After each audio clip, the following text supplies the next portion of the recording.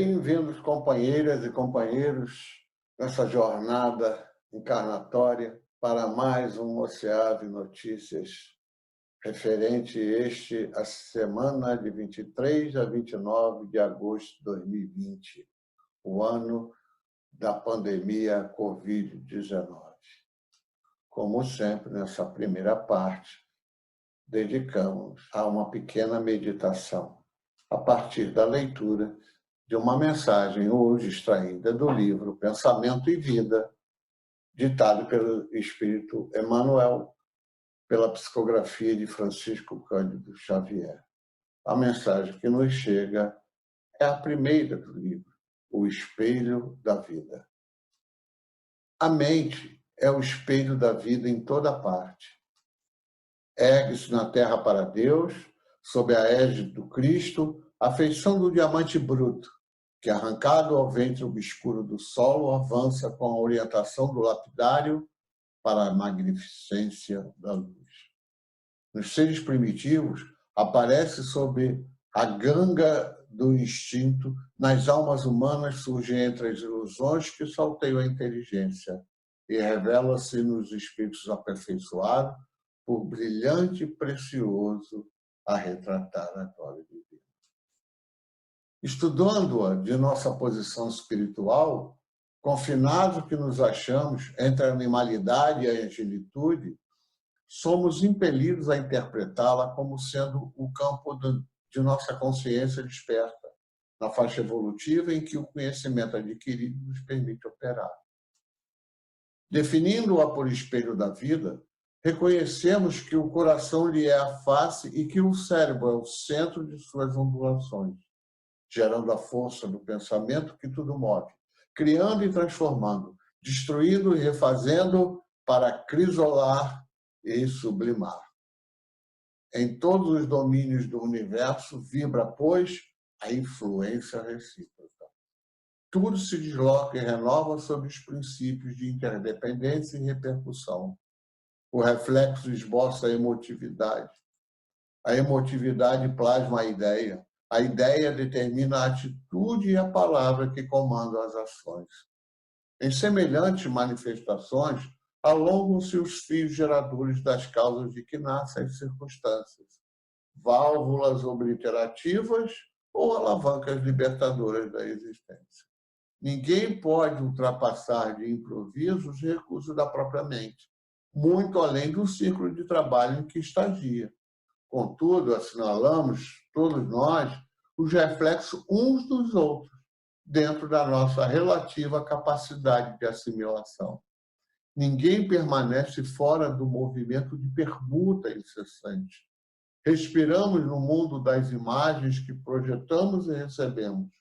Por elas, estacionamos sob a fascinação dos elementos que provisoriamente nos escravizam e, através delas, incorporamos o influxo renovador dos poderes que nos induzem à purificação e ao progresso.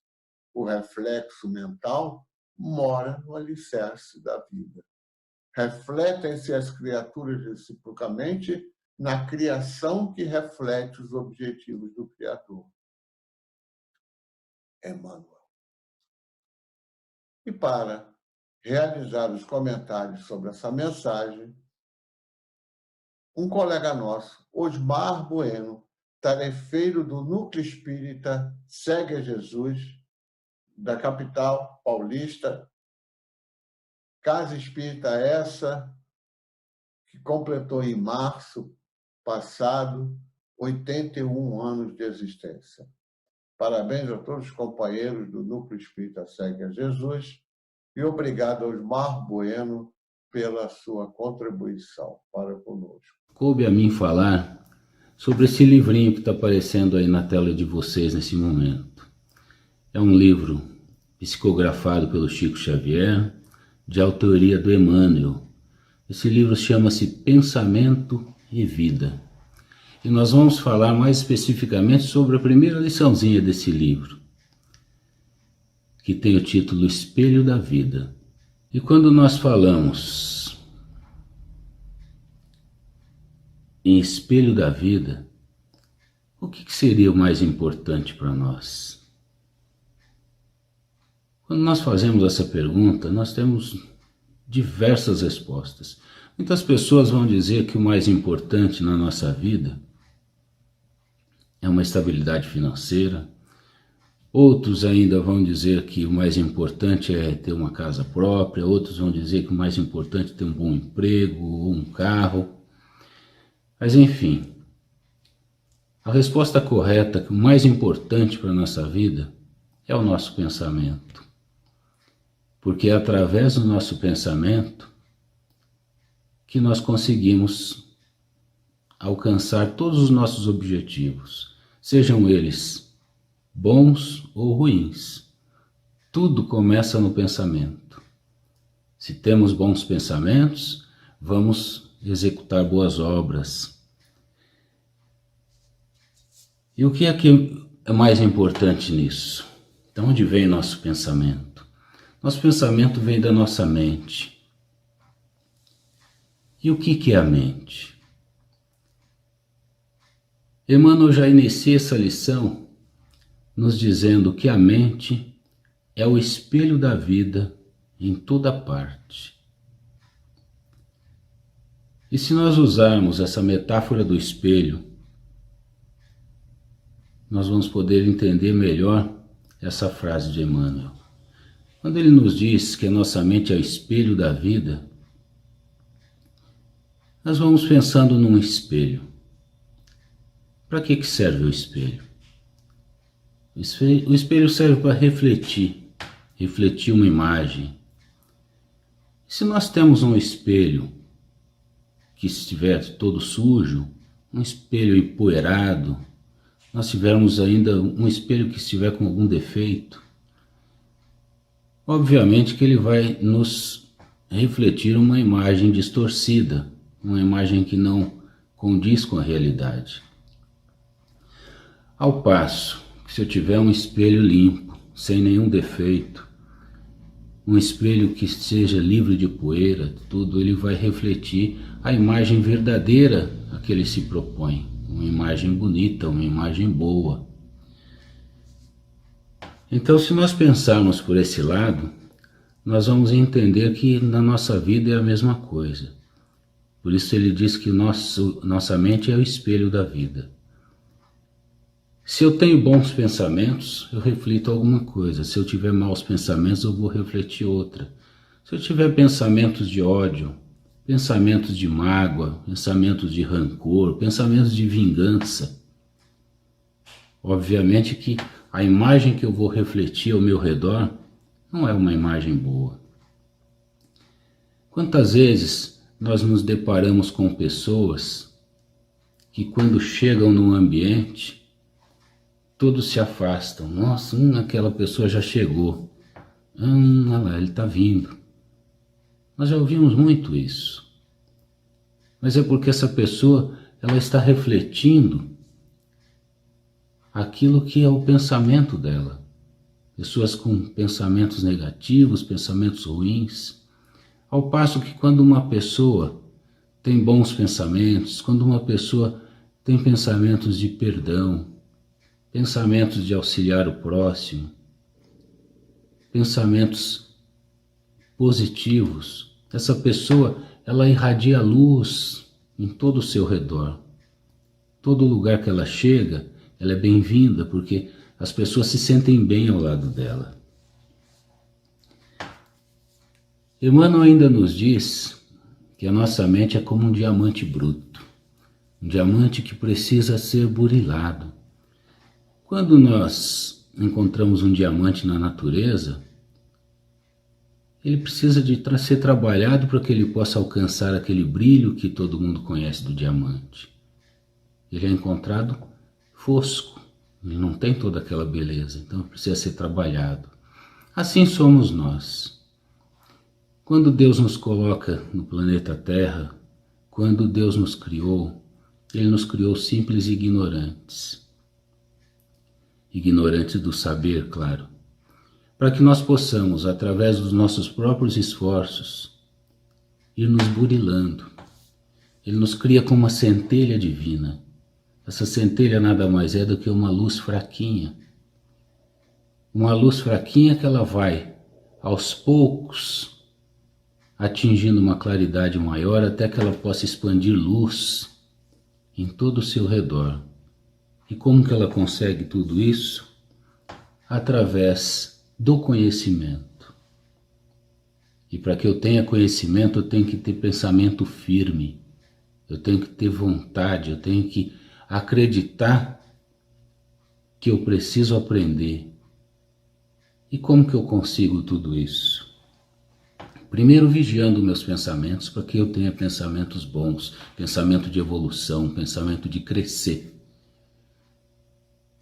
E para isso, nós temos aí a nossa doutrina espírita, que ela está carregada de ensinamentos para todos nós. Nós temos aí as obras de Kardec,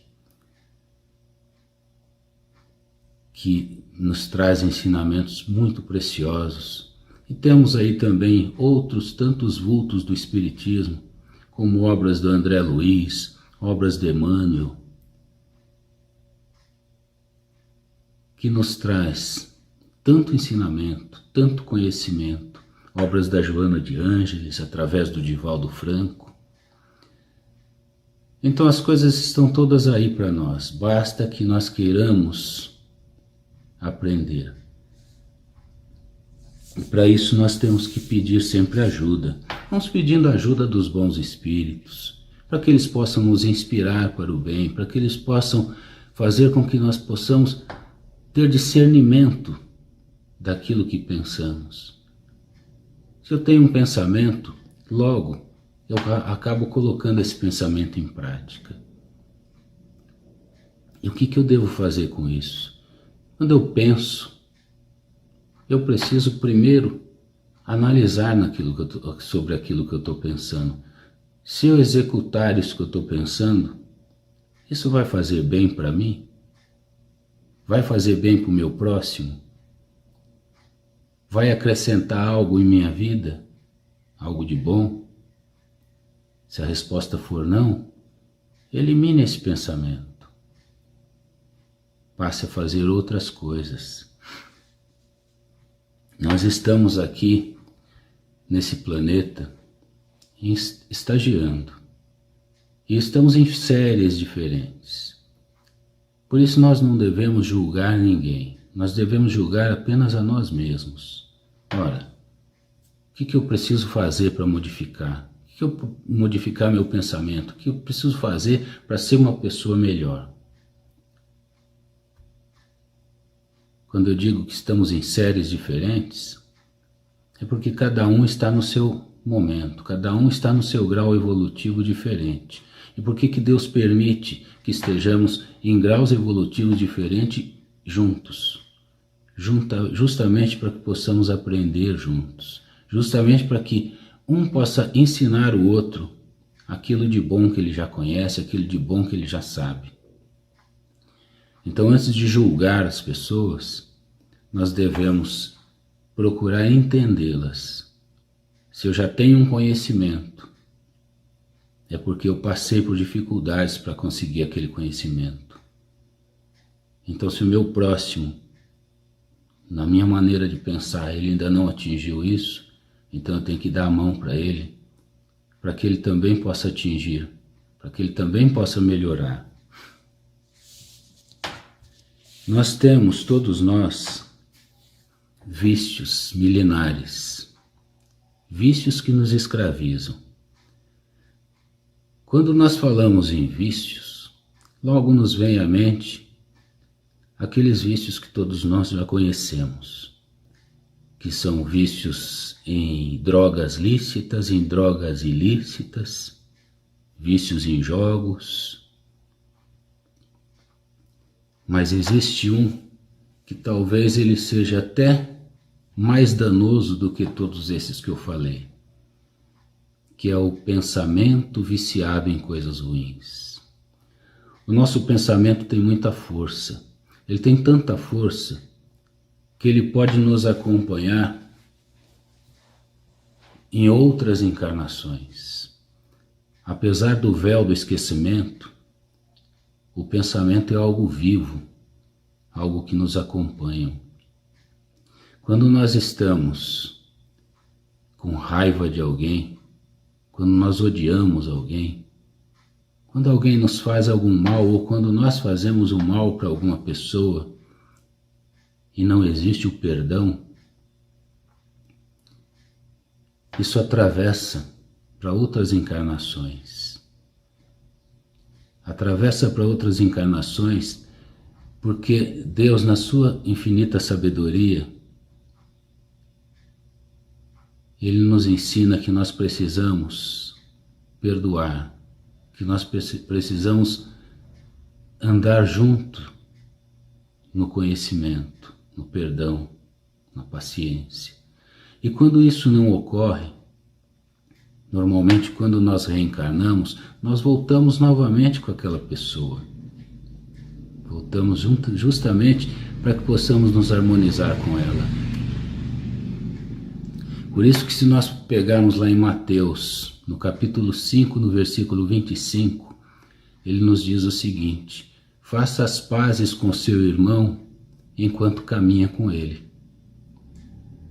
Por quê? Para que nós não precisemos levar para outra vida nada de ruim. Para que nós possamos nos acertar agora. O pensamento tem muita força.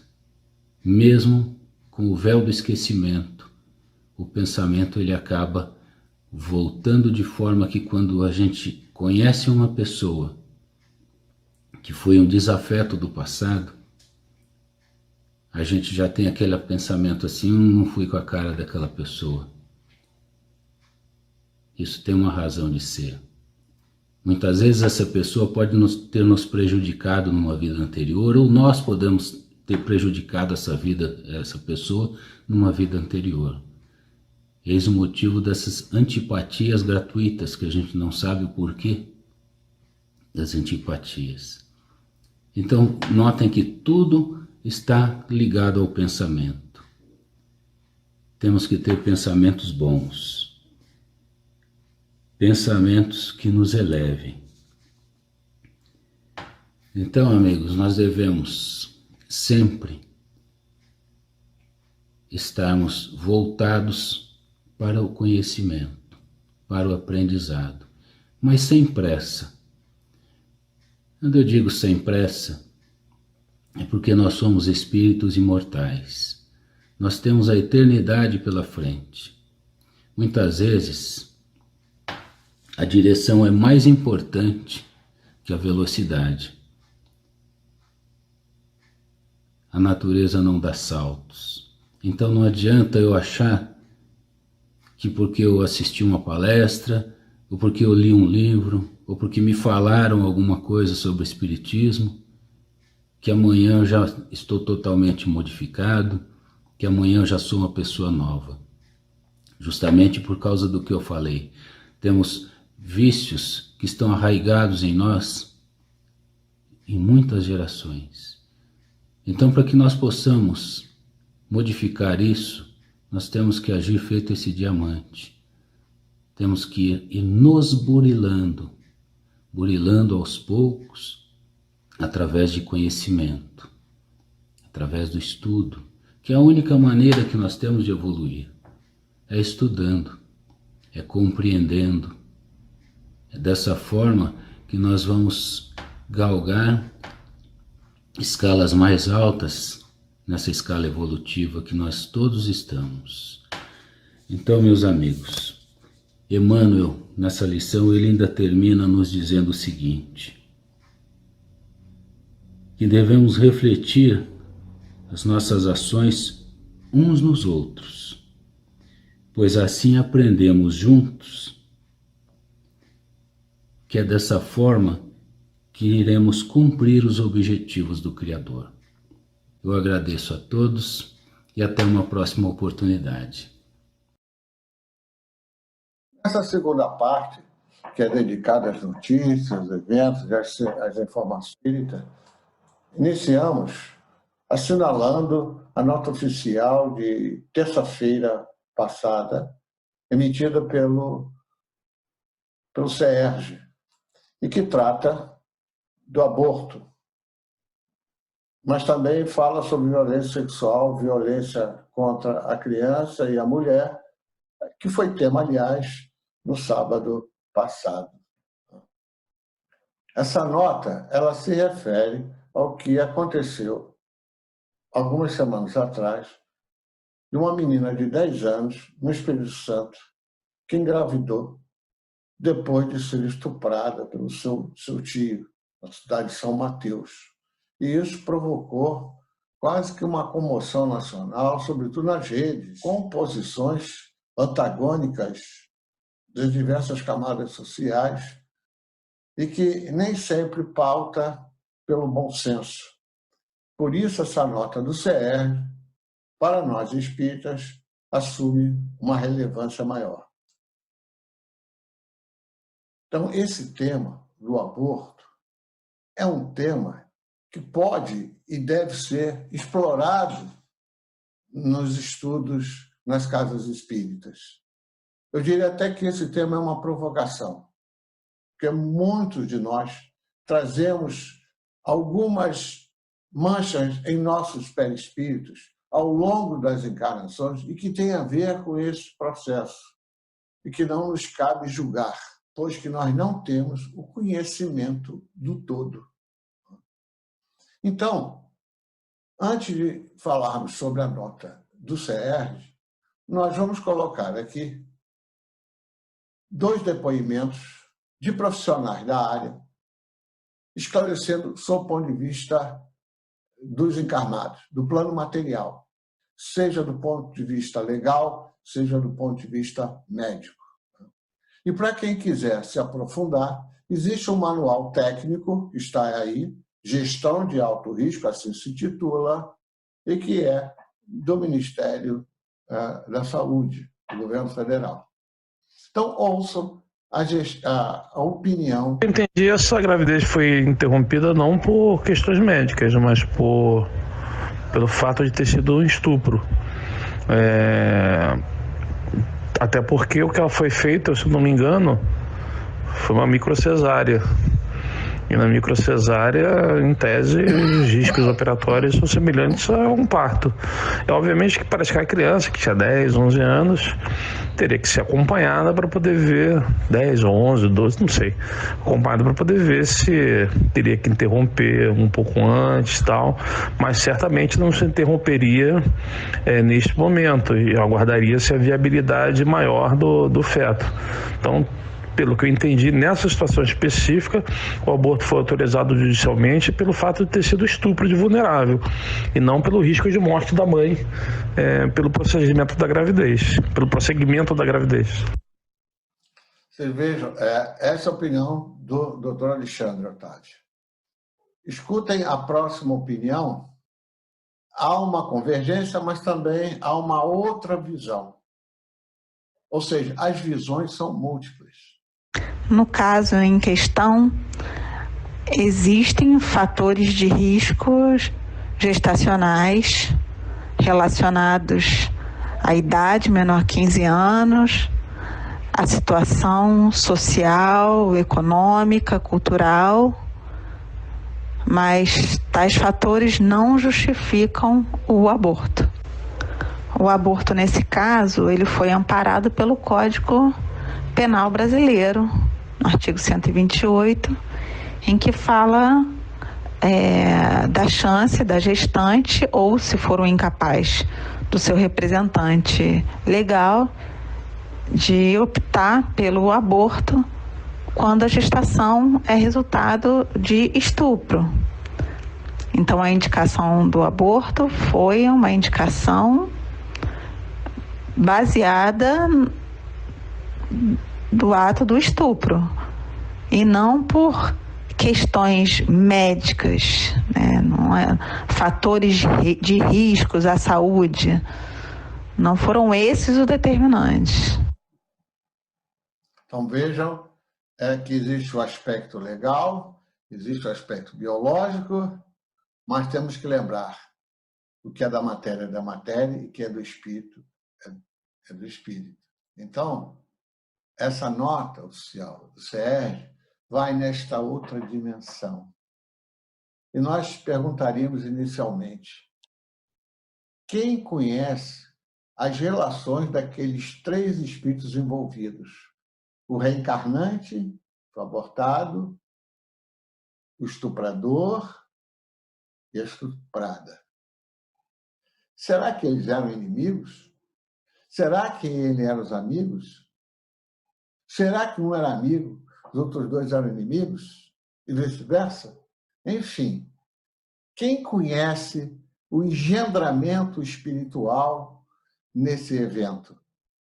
Será que o feto era um ovoide que durante várias encarnações fez uso equivocado do livre-arbítrio e perdeu a forma perispiritual, e que agora, nesse aborto, ele pode recuperar a forma perispiritual? Enfim, nós não podemos vaticinar, foi isso que aconteceu. E a nota destaca uma questão que tem a ver com o que foi dito pela doutora Flávia anteriormente. A questão 359 do Livro dos Espíritos. Dado o caso que o nascimento da criança pusesse em perigo a vida da mãe dela, haverá crime em sacrificar-se a primeira para salvar a segunda? A resposta dos Espíritos: preferível é se sacrifique o ser que ainda não existe a sacrificar-se o que já existe. A outra questão colocada na nota do CERJ é a questão 784. Ela está incluída na Lei do Progresso. Bastante grande é a perversidade do homem. Não parece que, pelo menos do ponto de vista moral, ele, em vez de avançar, caminha aos recuos? Será que nós estamos regredindo? Resposta dos Espíritos: enganas. Observa bem o conjunto e verás que o homem se adianta, pois que melhor compreende o que é mal, e vai dia a dia reprimindo os abusos. Faz-se que o mal chegue ao excesso, para tornar compreensível a necessidade do bem e das reformas. O escândalo é necessário, mas ai daquele que o provocar. Recorda? Mudando de informação, quem ainda não pediu, aproveite. Está terminando o mês de agosto, o informativo digital da UCEAV.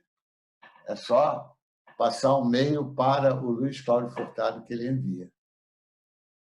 E hoje inicia-se aqui um novo espaço, que englobou um espaço anterior, que era o desafio bibliográfico. Esse espaço que agora se inicia, nós denominamos autores e obras. Ou seja, em vez de citarmos uma obra apenas do autor, ou falar rapidamente sobre ele, quando isso é possível, né, nós agora vamos tentar dar uma síntese biográfica de um autor e assinalar as obras, se não todas, algumas delas, ou as mais importantes, as mais emblemáticas, para nós espíritas. Quem tiver alguma sugestão, olha, será que poderia falar sobre esse autor? Olha, tem esse local aqui, você pode buscar informações. Quem quiser nos auxiliar na divulgação da doutrina espírita, que é o que nós tentamos fazer, em parte desse Notícias, é só mandar as sugestões para este e-mail aí abaixo, fagarez@gmail.com. E quem é o primeiro autor espírita a ser referenciado aqui no Notícias? É esse aqui, ó. Não poderia ser diferente. Quem é esta figura? Para quem não é espírita, ele nasceu Francisco de Paula Cândido, em 1910, na cidade de Pedro Leopoldo, e desencarnou em 2002 em Uberaba, cidade de Mineiras. Ele é mais conhecido como Chico Xavier. Francisco Paulo Cândido, ele assim foi batizado, mas logo começou a publicar os primeiros livros, o Psicografia, ele modifica seu nome para Francisco Cândido Xavier. E isso é efetivado em 1965. O legado do Chico Xavier, todos conhecem, nem poderia, nesse pequeno espaço aqui, falar sobre a biografia desse grande líder espiritual do Brasil. Apenas um resumo.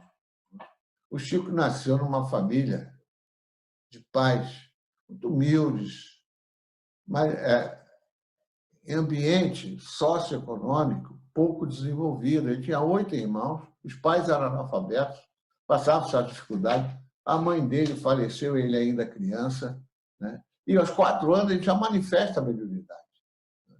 Essa foto aí é de parcela da família dele, onde você nota aqui o Chico Xavier, para colocar uma central do lado, está aqui o pai com mais um filho, aqui a madrasta dele, porque ao ficar órfão, ele foi viver com uma tia e passou alguns momentos difíceis, mas a madrasta cuidou depois bem dele.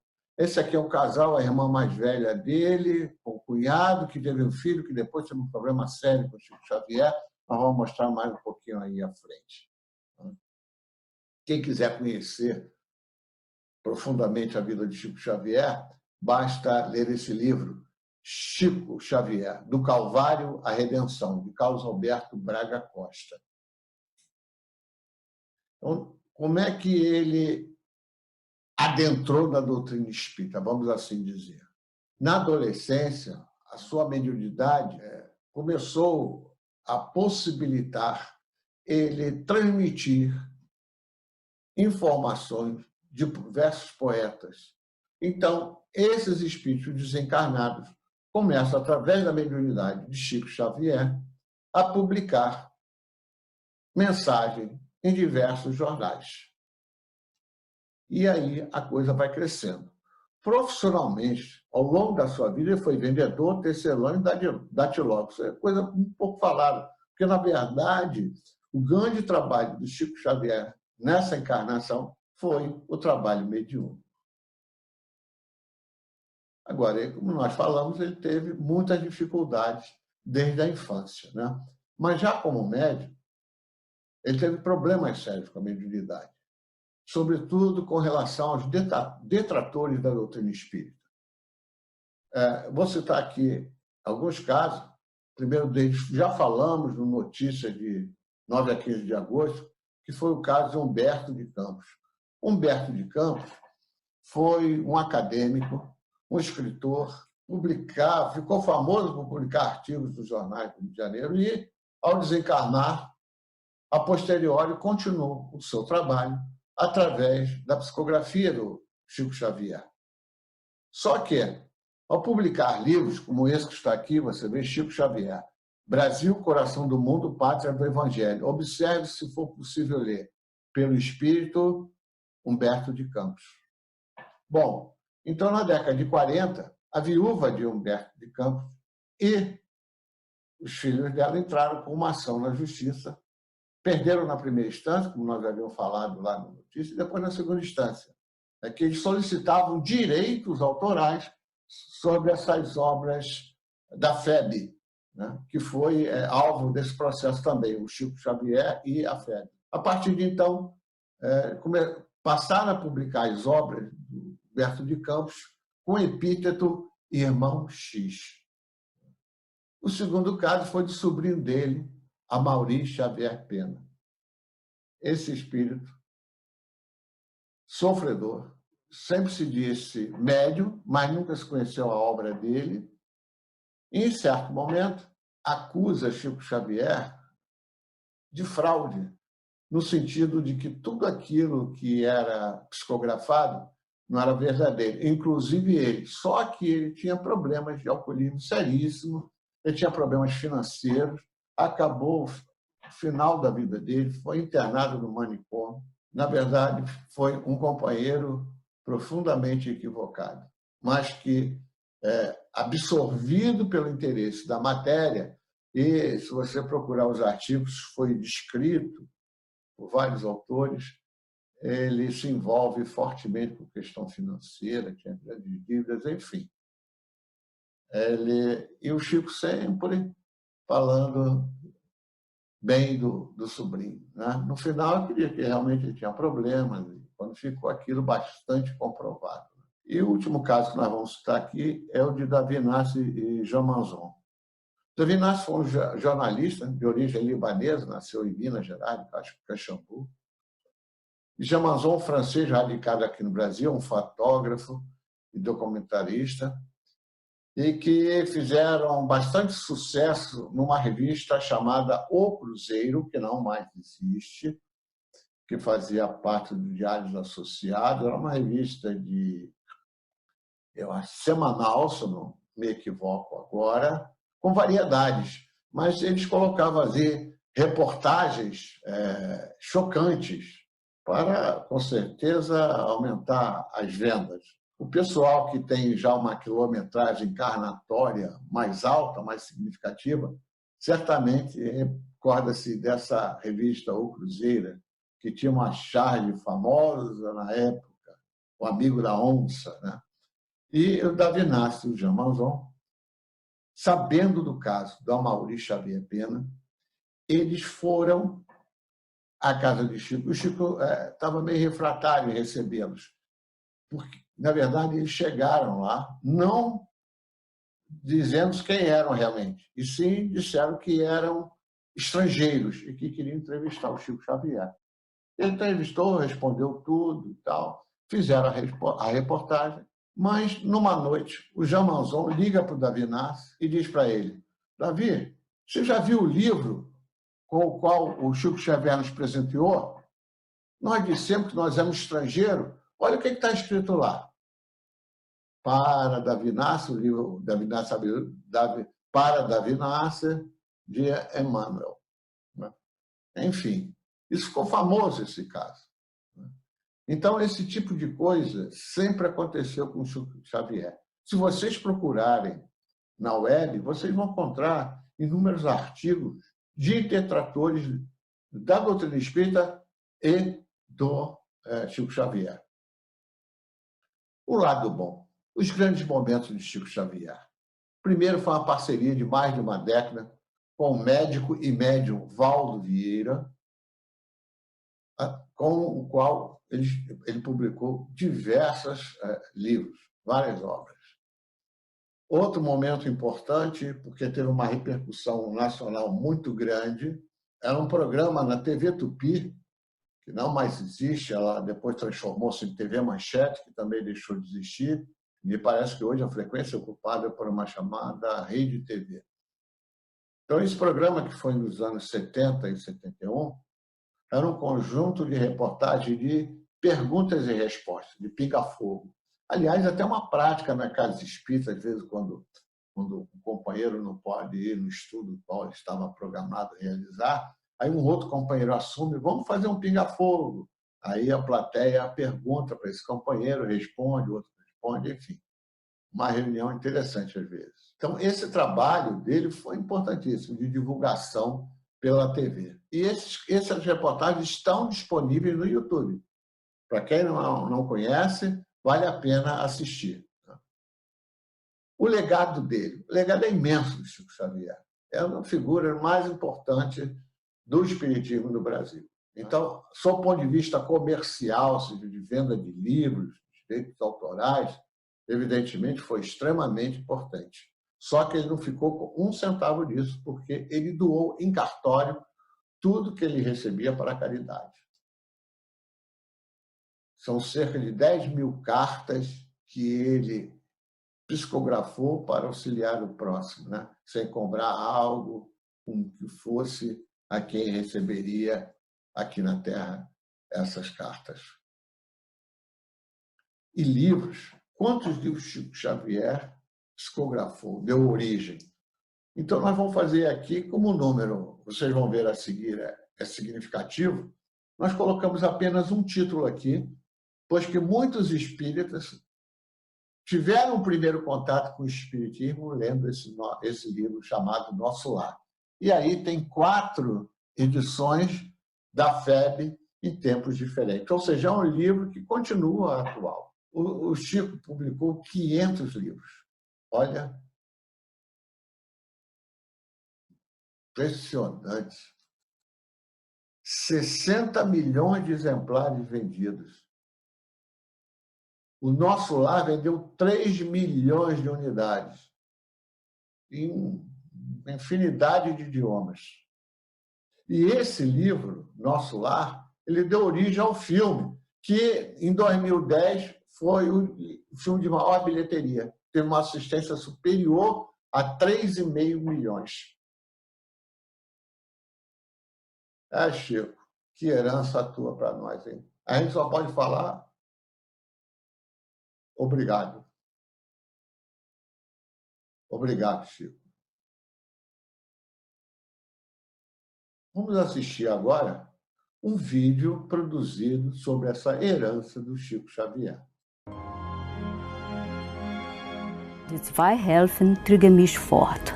Auf dem Weg bot sich mir eine wunderschöne Aussicht, die wie Bausen auf meine Zellen wirkt. Clarencieux s'étend devant une grande porte, encastrée dans des hauts murs couverts de plantes grimpantes, fleuries et gracieuses. Tanteando en un punto de la muralla, se abrió una amplia cavidad, a través de la cual penetramos silenciosos. A warm glow bathed everything there. The graceful play of lights in the distance remind me of a beautiful sunset in springtime. À medida em que avançávamos, conseguia identificar preciosas construções situadas em extensos jardins.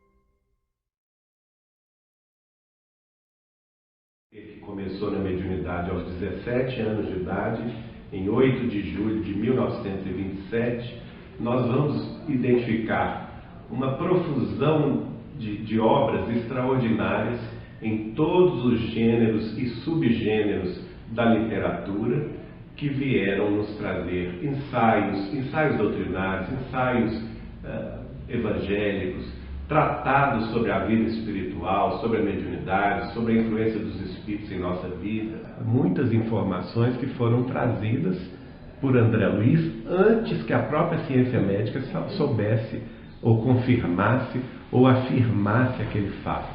Um legado extraordinário que ele nos deixou e que hoje fazem parte de estudos em dissertações de mestrado, em teses de doutorado, em universidades brasileiras e até do exterior. Hoje, depois de quase 15 anos que meu pai, ou que Chico Xavier se foi, acima de tudo ele me dizia que ele não era somente meu pai de coração. Eu era o melhor amigo dele, que eu fazia o lado humano dele. Então vejo hoje, com palestra para todo lado do país, aonde escreveram mais de 100 livros sobre o médium Chico Xavier. As pessoas hoje, no Brasil, com muita carência, com muito sofrimento e sem esperanças dos cidadãos, eles querem ouvir um pouco como era o homem Chico Xavier. E não nos deixeis cair em tentação, mas livrai-nos de todo mal, hoje e sempre, que assim seja. Ele é considerado, em Uberaba, o pai dos pobres. Chico Xavier também pode ser considerado o pai espiritual do Brasil. Esta é a sua grande herança. É a sua herança aos cristãos, a nós espíritas, que precisamos realmente procurar nos esforçar no campo da renovação íntima. Porque Chico nos ensinou que não adianta clarear a inteligência sem iluminar o coração. E se os espíritos escreviam livros ensinando que o espiritismo é a revivescência do Evangelho, Chico Xavier demonstrava.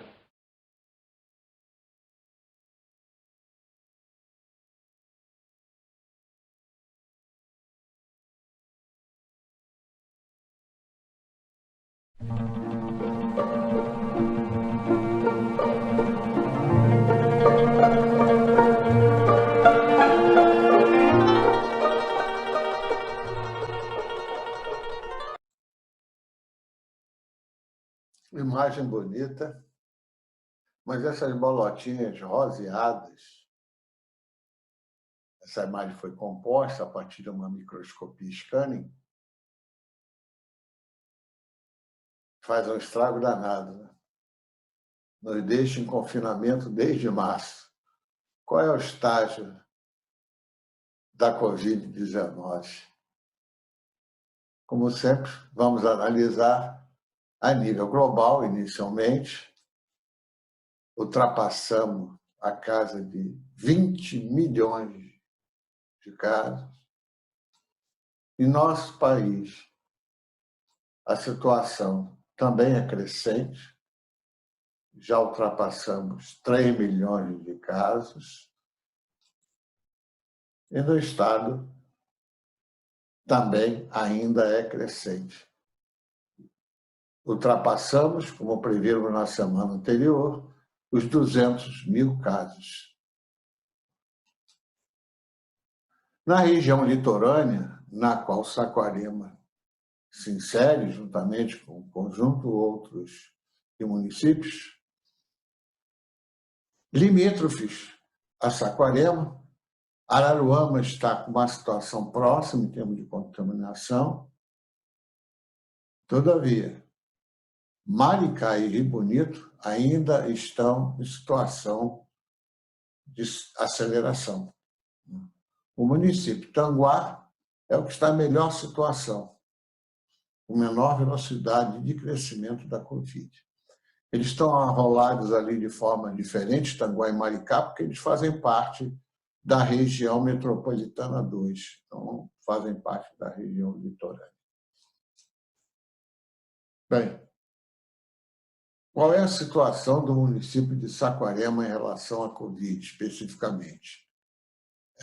Aconteceram eventos no nosso município que levaram a Prefeitura de Saquarema, nessa semana, a decretar uma intensificação na fiscalização contra o descumprimento das práticas de embate ao Covid-19, que é um decreto específico. O que aconteceu é que, sendo uma cidade praiana, turística, o fluxo de turismo para Saquarema tem aumentado muito, sobretudo que outros municípios também turísticos fecharam suas praias, o acesso às praias. E aí, como Saquarema não tinha esse bloqueio, o fluxo aqui certamente aumentou muito de turista. Essa semana mesmo é notável, porque é um indicador importante, a Avenida Saquarema tem apresentado engarrafamentos típicos da época de veraneio.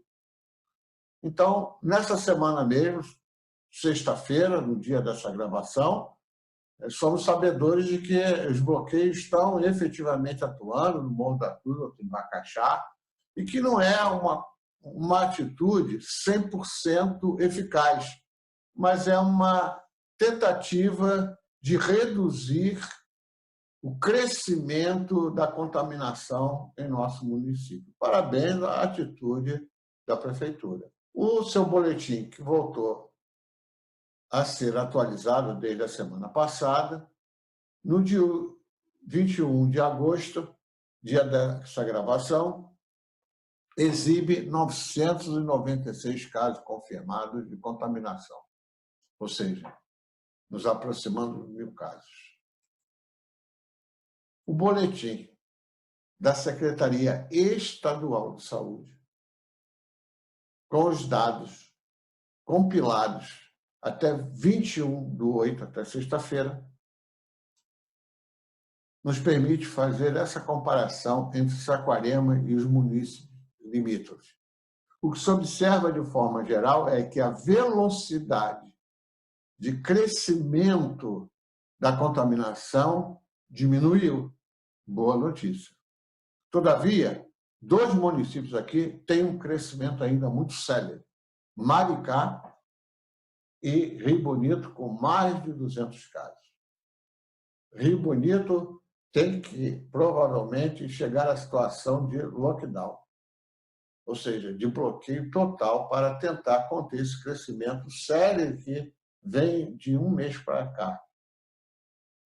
Tanguá está a melhor situação, com 33 casos apenas.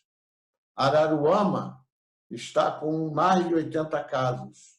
Nessa semana, da semana passada para essa, né? Araruama estava com 835 para 921 na sexta-feira. Saquarema. Pela Secretaria Estadual de Saúde, foram 59 casos na semana anterior para essa. E pela Secretaria Municipal de Saúde, 64, se eu não me equivoco. Isso, 64 casos. Ou seja, Araruama e Saquarema estão muito próximos em termos de crescimento, mesmo nível de crescimento. Tanguá está numa situação melhor. Maricá e Rio Bonito, essas têm que tomar medidas sérias para tentar controlar a disseminação do coronavírus. E aqui está o gráfico, que se aproxima do da semana passada.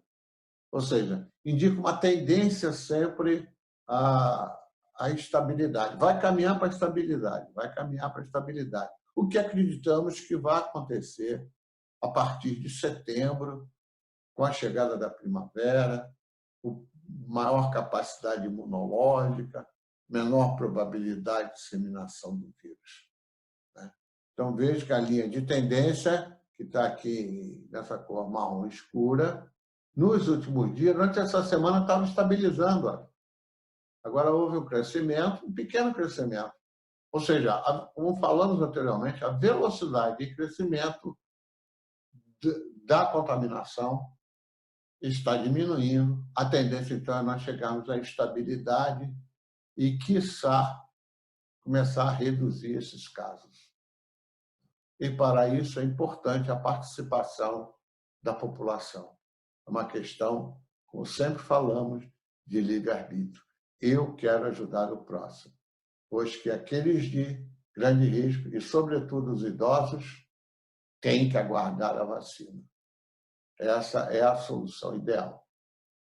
Participemos, contribuindo com as práticas indicadas pela Prefeitura.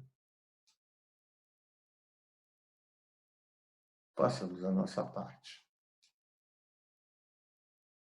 É o exercício do amor ao próximo. E agora as informações da nossa comunidade espírita. Os estudos dessa semana no canal da UCEAV, quinta e sábado, são os seguintes. Quinta-feira, 27 de agosto, 8 horas da noite, 20 horas, retorna ao nosso canal a nossa companheira da Casa da Caridade, lá no Rio de Janeiro, Denise Duarte, para nos apresentar o estudo A Verdadeira Propriedade. E no sábado, 29 de agosto, às 5 da tarde, às 17 horas, retorna ao canal o nosso companheiro Luiz Cláudio Furtado, responsável pelo nosso informativo digital, que vai nos brindar com o estudo Jesus na Casa de Zaqueu, e que se refere ao capítulo 16 do Evangelho segundo o Espiritismo, Não se pode servir a Deus e a mamão. Estão todos convidados. Passemos agora a nossa prece dominical, lembrando sempre que, após a prece, são exibidos diversos slides para nos possibilitar continuar em estado de prece a quem desejar. A nossa prece desse domingo não poderia ser de outra maneira, é do nosso companheiro Chico Xavier, que está sempre conosco aqui no canal da UCEAV.